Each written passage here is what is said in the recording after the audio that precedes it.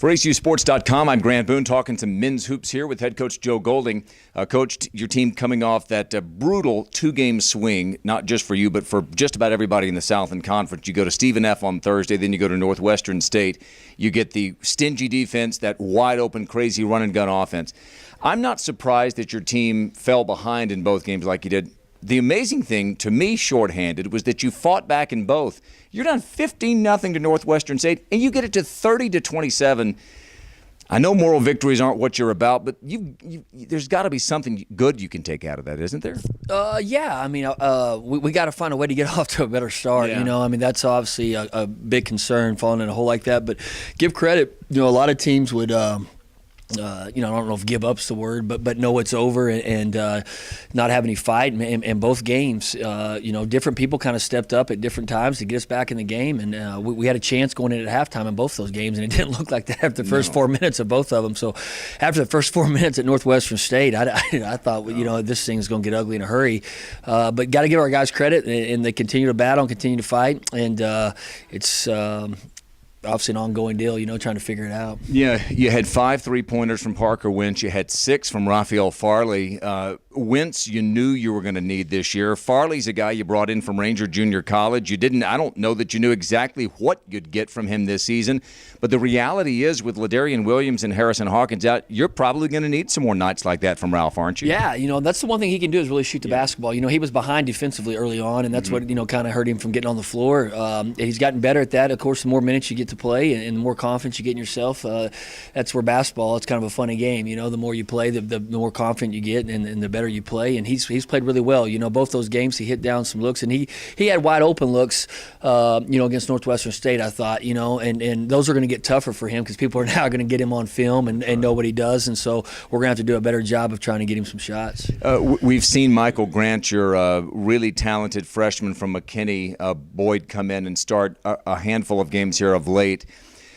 He's one, I know that as he grows and puts some weight on, that you'll look to for some more stats. But he's done, to me, from my perspective, calling the games, he's done some things that I don't think necessarily show up in the stats book. He seems to have been really active and energetic on the defensive end. Tell me about Mike. No, I think he's had some great energy lately, and he's hurt. He didn't practice Friday, and we haven't really done anything with that. Talked about it much, but he's hurt. He's got something wrong with his foot. That's why we didn't start him Saturday, but I thought he came in and played great, and then he's just tough. I mean, he probably had his best practice of the year yesterday. Really? So as far as energy and toughness and getting more comfortable, and so he's playing through. That's what I like about it. He's playing through some pain and some toughness. And freshman hit the wall about right now, and he's playing a lot more minutes than probably what we expected him to do with the injuries. And he's fighting through that wall, and he's continued to get tougher and playing well. That's what I was impressed with was yesterday's practice. And I told him afterwards just his energy level and his attentiveness to certain details and what we're trying to do. He's really bought into that. And if he continues to do that, the weight room and the conditioning and his development, that will come with time, but as long as he has the right attitude and he's a worker and hanging around the right guys, he's got a bright future here. Yeah. Let's talk about your games coming up this week, specifically the Thursday night game against Houston Baptist. This is a team with only one conference win. They've really been scuffling of late. Scouting the Huskies, what have you seen? Yeah, it's a Super Bowl Thursday in the South, and for us, I think they've lost 5 or 6 in a row. We've lost 3 or 4, whatever it is, 5. So it's a big game for somebody to get off the losing streak and get back going the right. The good thing for us, it's home.